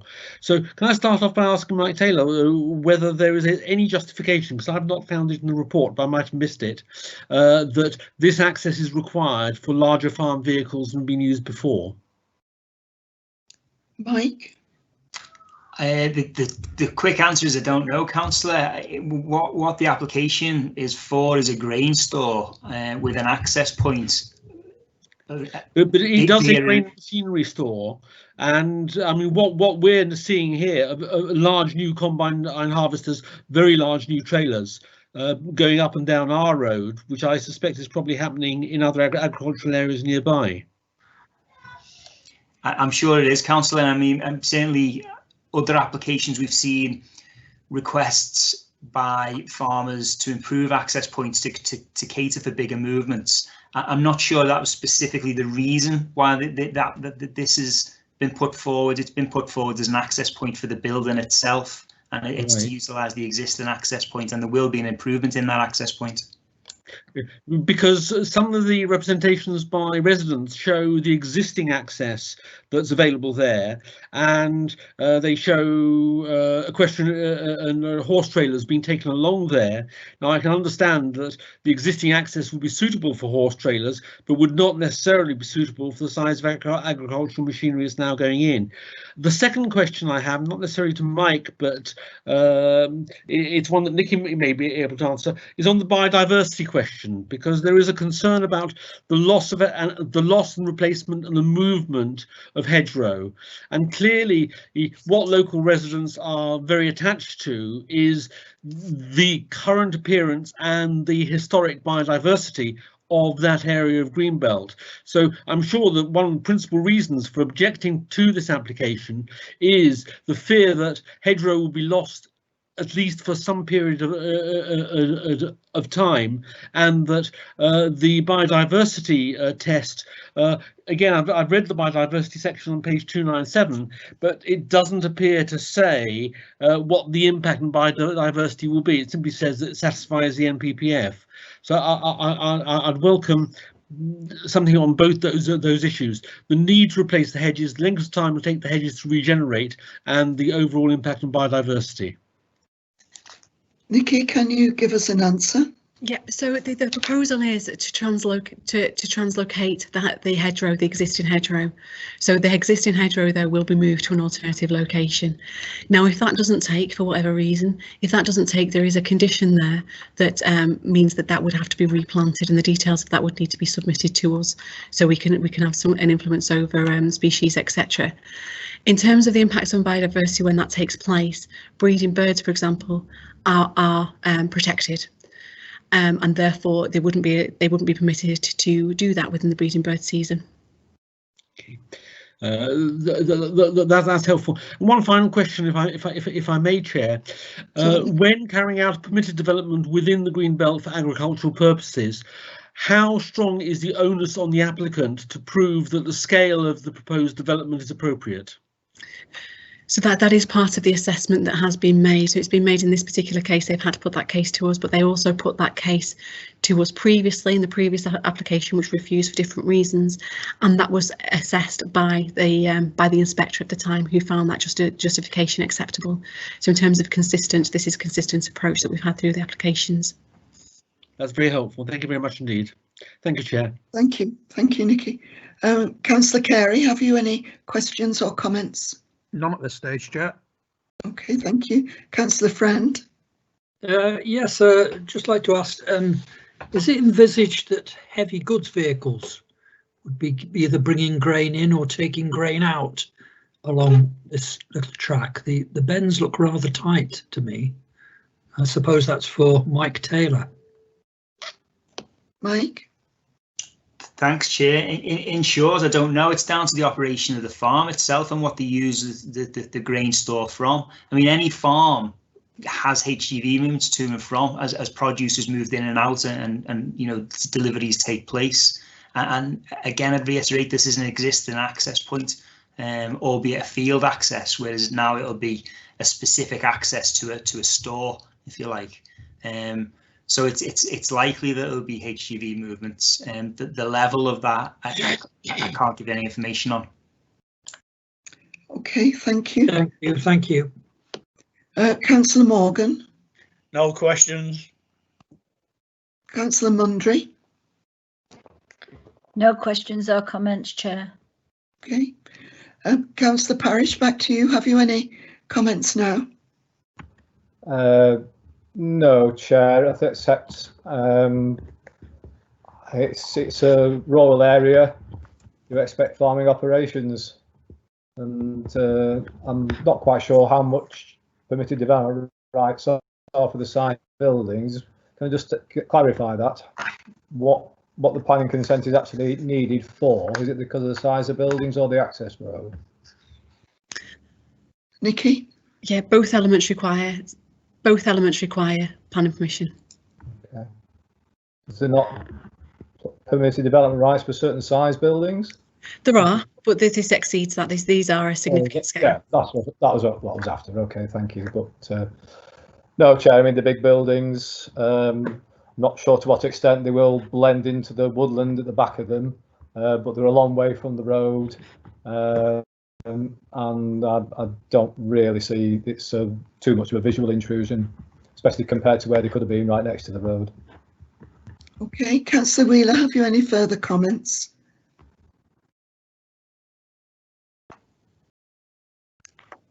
Councillor Jennings, anything more? Chair, sorry. Oh, sorry. No, sorry, Judith, carry on. Just to draw members' attention to page 305 of your report and the coloured photographs of Warrington Road, and you can see how much 90 metres of that hedgerow will be removed. Thank you, Chair. Okay, thank you. Do you want a few minutes to look at that, councillors? So a short while. In the meantime, any further comments from Councillor Jennings? No comments from me, Chair. Okay. Councillor Barr? No comments. Do any other councillors wish to comment? Because I don't think the others made any particular comments originally.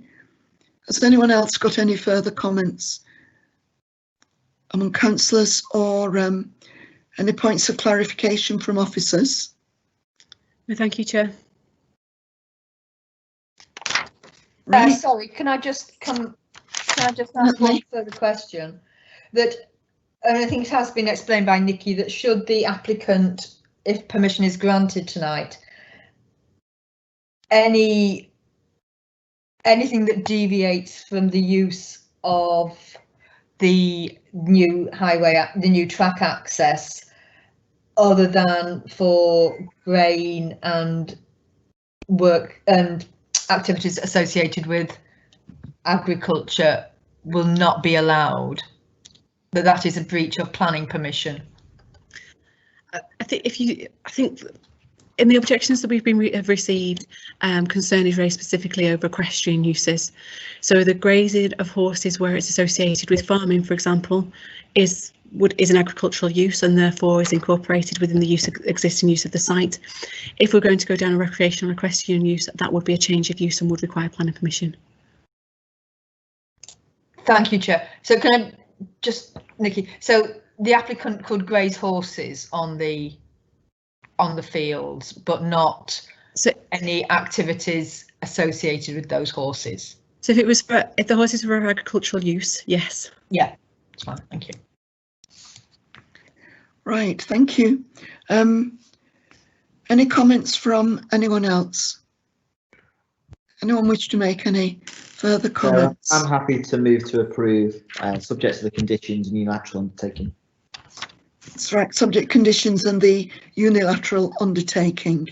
I'll second that, Chair. Councillor Morgan. Okay. Are there any amendments to the motion? No, as is, please, Chair. Subject to the conditions laid down in the papers. Yep.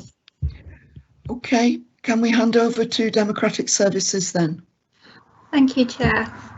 Councillor Barr? Abstain. Okay. Councillor Carey? For. Councillor Friend? For. Councillor Grime? For. Councillor Jennings? For.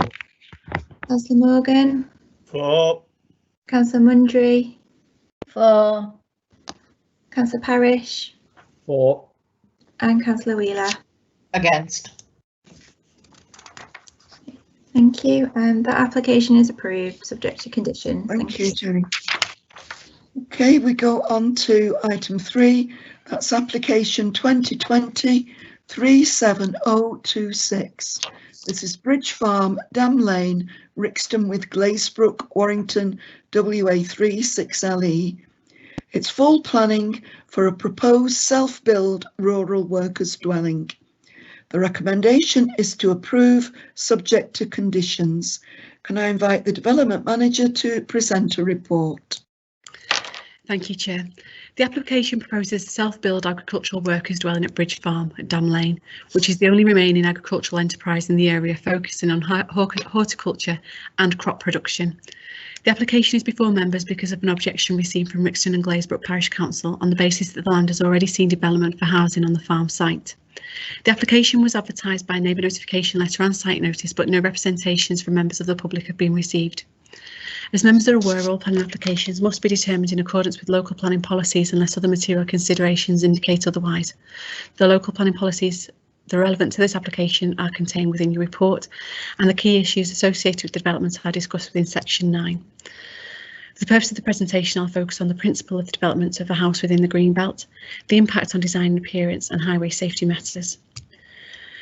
In accordance with the National Policy Framework, the development of a residential property in the Greenbelt is inappropriate and is by definition harmful to the Greenbelt, and therefore, in order to be considered acceptable, the applicant would need to demonstrate very special circumstances in which the harm clearly outweighs other considerations. Sorry, is outweighed by other considerations. It is established that an agricultural worker's dwelling can be classed as very special circumstances where the functional need for that dwelling can be demonstrated. The applicant has identified this need, which is stated within paragraphs 9.15 and 9.20 of the report. In summary, this includes requirements to be on site 24/7 to protect plants and harvested crops against spoiling, and for security reasons.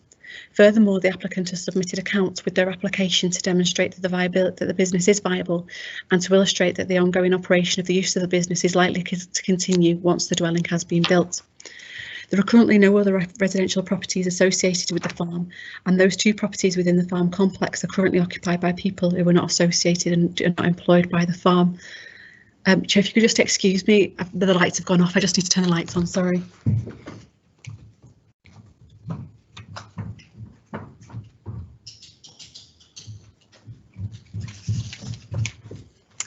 Sorry about that, just obviously need to be more animated when I'm speaking to keep the lights on.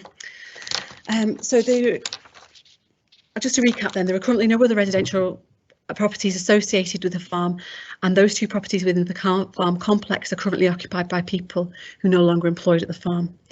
The nature of the proposed development, specifically the applicant's existing proximity from the site, the financial implications of lost crops, matters of security and a lack of viable alternative accommodation are considered to amount to very special circumstances which would warrant allowing a dwelling house in this location. A condition is considered reasonable and necessary to restrict the use of the proposed dwelling to only be occupied by a person or persons who are employed as a rural worker, and that would include their families. On this basis, the application is therefore considered to accord with the National Planning and Policy Framework and our own core strategy policies in principle in allowing for a dwelling within the Greenbelt. It's considered that the land subject to the application currently does not contribute positively to the character of the area, and it's comprised of compacted aggregate, a welfare building of a caravan type appearance and a storage unit. The structures would be removed to allow for the proposed development and the land surfaces refaced. The proposed building will be single storey with appropriate materials of brick and slate to respect the character of the wider area. The proposed dwelling will be perceived within the context of the store, building and workshop as shown on page 328 of the report. Ivy Cottage, which is a 2-storey property to the north, and the bungalow beyond the store to the east. The scale of the development in terms of form and massing is not considered to be incongruous within the street scene and again accords with policy. The proposal would utilise the existing farm access from Dam Lane, with a new route taken from this to the curtilage. 3 off-street car parking spaces would be provided with sufficient turning space. There are no recognised issues in terms of highway safety.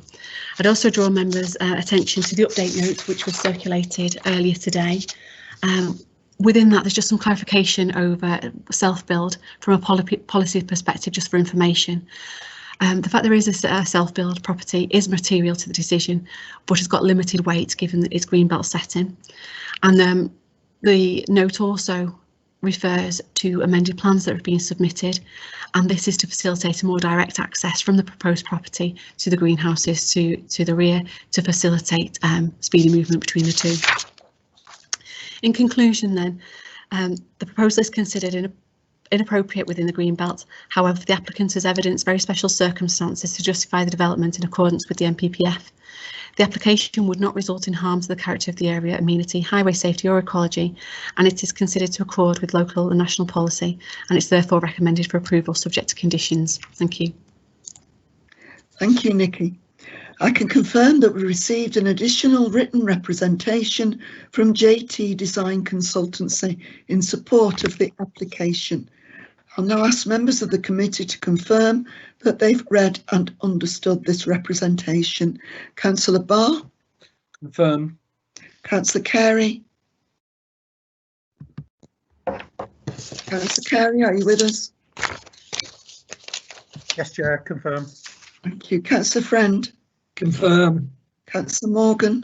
Confirm. Councillor Mundry? Confirm. Councillor Parish? Confirm. Councillor Wheeler? Confirm. Councillor Jennings? Confirm. and I've also read the representation. I confirm this representation will be included in the minutes of this meeting. I'll now invite comments and questions for officers from members in turn, starting with Councillor Wheeler. Thank you, Chair. No, I can only consider this to be a planning gain. It looks to be a very nicely designed property. You know, there's nothing worse than sort of untidy caravans, which can't be very pleasant to live in. And I note also that there have been no objections from the two neighbouring properties. So I have no concerns with this application at all, Chair. Thank you. Councillor Jennings, any comments or questions for officers? Not at this time. Thank you. Councillor Barr.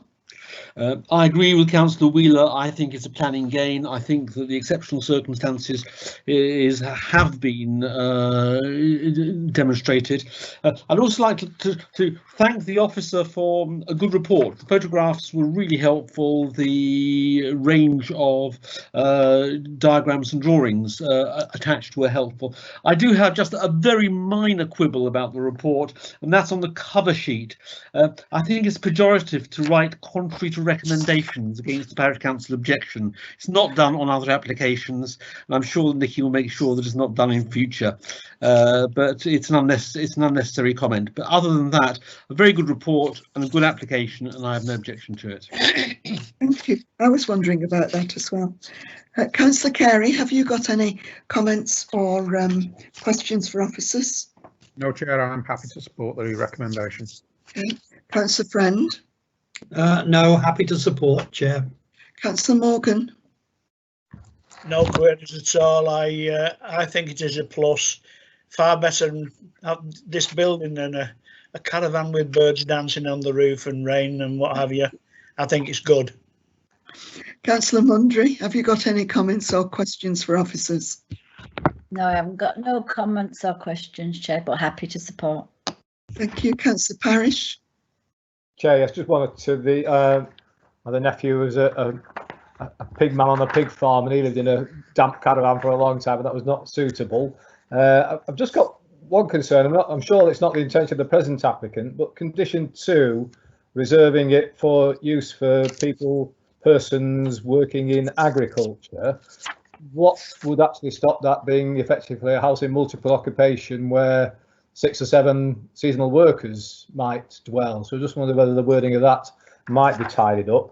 The other concern, I think looking at one of the appeals reports we got later on as well, I think that might win if it wasn't even an agricultural premises. But the other concern is these what look like fairly permanently stationed Arctic trailers, and whether they should be controlled somehow.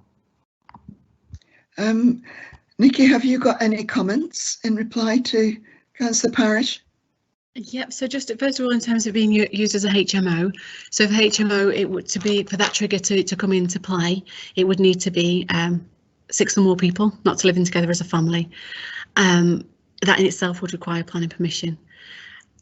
The purpose of this application is to ensure that in effect, the application does not circumvent Greenbelt policy, so that the application is allowed on very special circumstances based on the fact that it is specifically for an agricultural worker, and that worker is associated with the attached farm, and the condition meets with those requirements, standard condition meeting with those requirements. Thank you.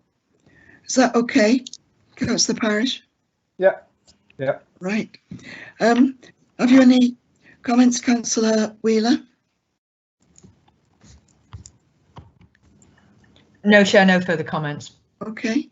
Has anyone else got any further comments? Do any officers wish to make any points of clarification? No, and I propose the motion that the application is approved, subject to conditions. Happy to second that, Chair. And Councillor Jennings will second that. Are there any amendments to the motion? Okay, can I hand over to Democratic Services then to take the vote? Thank you, Chair. Councillor Barr? For. Councillor Carey, 4. Councillor Friend, 4. Councillor Grime, 4. Councillor Jennings, 4. Councillor Morgan, 4. Councillor Mundry, 4. Councillor Parish, 4. and Councillor Wheeler.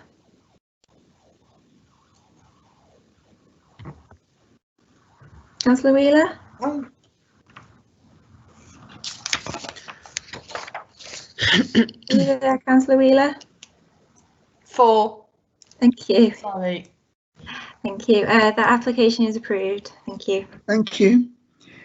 Right, item 4 is application number 2020-36842. That's Arpley Landfill Site, Forest Way, Warrington, WA46YZ. Full planning major.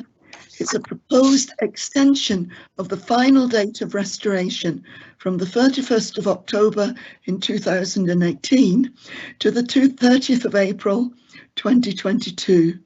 Permit the importation of up to 40,000 cubic metres of material, which is in fact soil, for restoration, and to make amendments to the final scheme of restoration. The recommendation is to approve, subject to conditions, and an S106 planning obligation, a deed of variation. Can I invite the development manager to present a... Joan, can I just very quickly come in here? Sorry, I should have had a appointment just say I have had dealings with this site in the past, so I'm going to step out of this this last item. Okay, so you will need to leave by muting your microphone and video for the duration of the item, but you will see when the next one comes up. We've just got the report on the appeal decisions left. Yeah, apologies. Yeah. Okay, so Nikki, over to you. Yep, thank you, Chair. The application relates to a former landfill site which has, during the course of recent years, undergone reclamation and restoration that is now in its final stages. In 2013, an application was made to extend the operational life of the landfill to October 2017. This was allowed at appeal in 2015 with a condition to state that restoration was to be complete by October 2018. This application seeks to extend the period for the restoration from the 31st of October 2018 to the 30th of April 2022 to import up to 40,000 tonnes of uncontaminated material for use in restoration, and to make a minor amendment to the approved restoration scheme for the material excavation area known as the Arpley phase, with a slight which will include the slight change in approved gradients. The application is before members tonight as it's been called in by the Director of Growth. The Parish Council and Ward Councillors were notified of the application. Site notices were erected, which includes the access route for vehicles travelling to the site, and a press notice was published. No representations have been received as a result. As members are aware, all applications must be determined in accordance with local planning policy, and these are contained within section 7 of the report. Within section 9, you'll find detailed assessments of the key issues, but for the purpose of the presentation, I will focus on the principles of development, highway safety and residential amenity. Through the previous appeal, the development has been identified as an engineering operation and is therefore not inappropriate development in the Greenbelt in accordance with the NPPF. The principle of the restoration works has previously been established, and it is maintained that operations involved with the proposed change to the restoration scheme would unlikely be visible from beyond the site boundary. The proposal will deliver restoration in the way previously envisaged and will preserve the openness of the Greenbelt. The previous appeal decision recognised the issues with fixing an exact time frame for restoration because it depends on site conditions that are not always evidenced prior to the commencement of works. The issue relates to the final stage of restoration, which had previously been a source of material to support the rest of the site. The material that was identified to restore this area is heavily waterlogged and is unsuitable for infill. The alternative to importing material onto the site would be to dry out the excavated material prior to use, but this is likely to delay completion well beyond the dates identified in this application, which would see grass seeding by April 2022, with the importation of material ceasing by October next year. A total of 40,000 cubic meters of uncontaminated material will be brought onto site between March and October next year. It is considered this is acceptable in principle in order to establish clear, workable parameters for its completion. The proposed changes to gradient will provide greater stability to the land and will be barely perceivable to the general public, as there is no access to this area of the site, as it's designed to provide a habitat link to Moor Nature Reserve and the Mersey Estuary. For the reasons stated here, it's considered the proposal is acceptable in principle. The impacts of the development on highway and pedestrian safety have been assessed primarily relating to vehicle movements that would bring in 40,000 cubic metres of materials to the site, which converts to approximately 80,000 tonnes. To put this in context, when the site was operational as a landfill, it received 400,000 tonnes of waste in 2015 and over 330,000 tonnes of waste in 2016. Furthermore, vehicles transporting the restoration material would utilise the former access for the landfill. A condition would ensure there are a maximum of 112 vehicle movements a day, and this compares to 350 in 2017, would occur between March and October between the hours of 8 AM and 5:30 PM Monday to Friday, and 8 AM to 1 PM on Saturdays, and not at all on Sundays and bank holidays. The route for HGVs would be along Old Liverpool Road, a classified road which provides access to the primary route network for other similar vehicle types.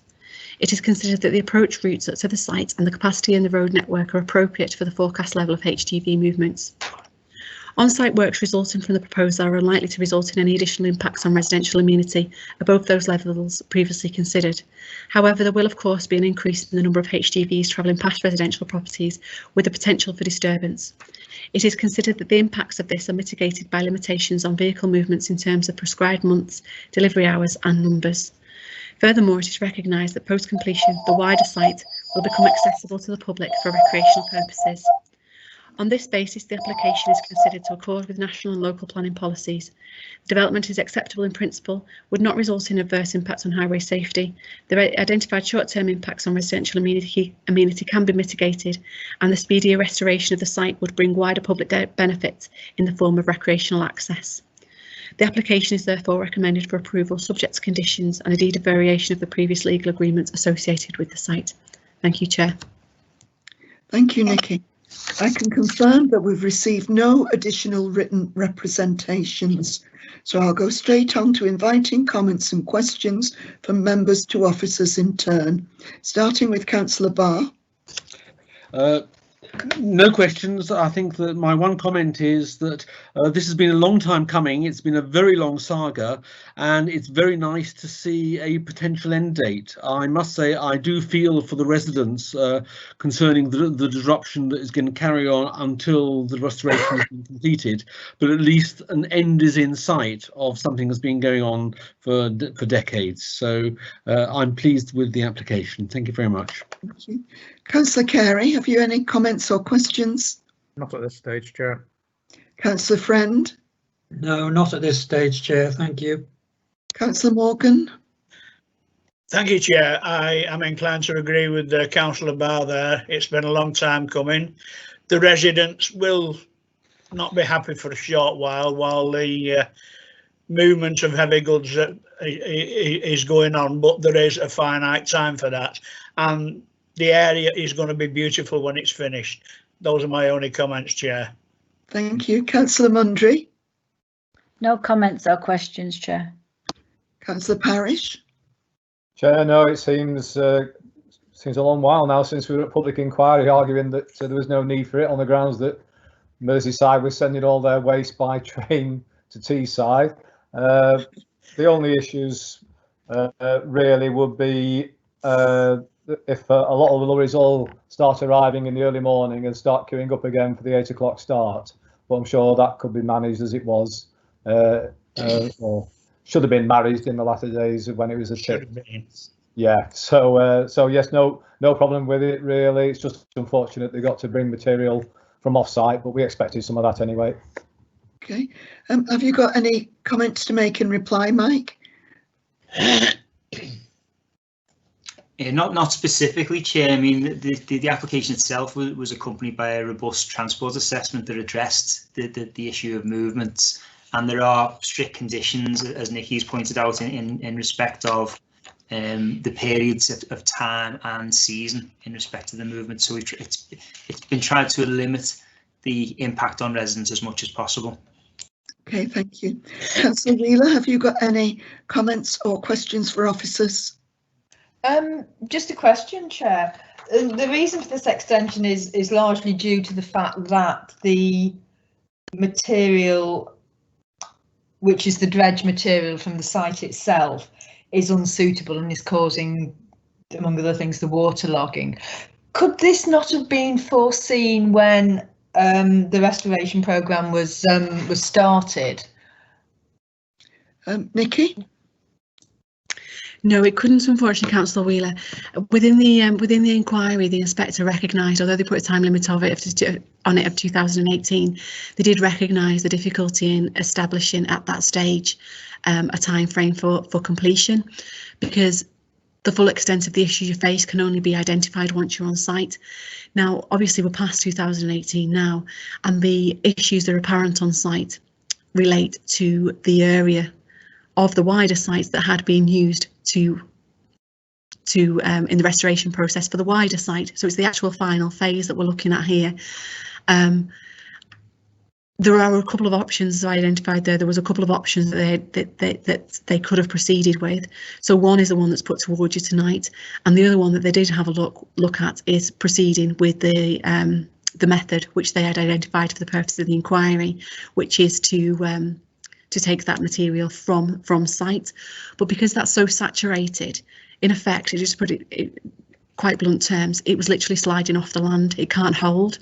So it would need to be dried out if it was to be, if we're going to use that land.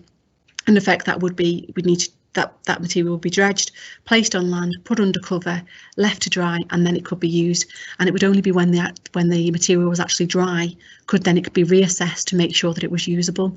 So in terms of how long that process would take, it would be likely be a number of years. It's certainly an extent of the 2022, which we've identified for completion in the report. Okay, thank you. Yeah, thank you. Has anyone got any further comments? Does anyone want to ask any more questions? Are there any points of clarification from officers? No, thank you, Chair. Okay, then I propose the motion that the application is approved, subject to conditions and a Section 106 planning obligation or deed of variation. Councillor Barr, are you willing to second that motion? I'm happy to second that, Chair. Thank you. Are there any amendments to the motion? Very well, can I hand over to Democratic Services to take the vote? Thank you, Chair. Councillor Barr? For. Councillor Carey? For. Councillor Friend? For. Councillor Grime? For. Councillor Morgan? For. Councillor Mundry? For. Councillor Parish? For. And Councillor Wheeler? For. Thank you. The application is approved. Thank you. Councillor Jennings, are you ready to rejoin the meeting? I'm here, yes, thanks, Jim. Great. So we go on to agenda item 5, which is the appeal decision summary. The report is attached to the agenda starting on page 351. 6 appeals have been decided and 2 received since the previous report. Does the planning officer wish to make any additional comment? No, thank you, Chair. Okay. Are there any questions from members? Councillor Barr? No. Carey? Not from Councillor me, Chair. Carey? No, Chair. Councillor Friend? No, thank you, Chair. Councillor Morgan? Councillor Morgan? No. Councillor Mundry? No, thank you, Chair. Councillor Parish? No, we're just getting one inspector from Warrington now, though. They're all by the same inspector. Seems so. Councillor Wheeler? Councillor Wheeler? Sorry, no, Chair, but we're not very happy about the advertising in Stockton Heath, but we expect to thought differently. Thank you, Chair. Right. Councillor Jennings. Have you any questions? Yeah. Oh, sorry, no questions, no. Okay. Any further points of clarification from officers? No, thank you, Chair. I propose the appeal summary report is accepted. Councillor Carey, will you second that? I will, Chair. Thank you. Can I hand over to Democratic Services to take the vote? Thank you, Chair. Councillor Barr? For. Councillor Carey? For. Councillor Friend? For. Councillor Grime? For. Councillor Jennings? For. Councillor Mundry? Sorry, Councillor Morgan? For. And Councillor Mundry? For. Thank you. Councillor Parish? For. And Councillor Wheeler? For. Thank you. The report is noted and accepted. Thank you. Thank you very much. Can I thank everyone for their hard work and serious concentration on this agenda, and the meeting is closed. Thank you. Thank you, Chair. Thank you, Chair. Thank you. Bye.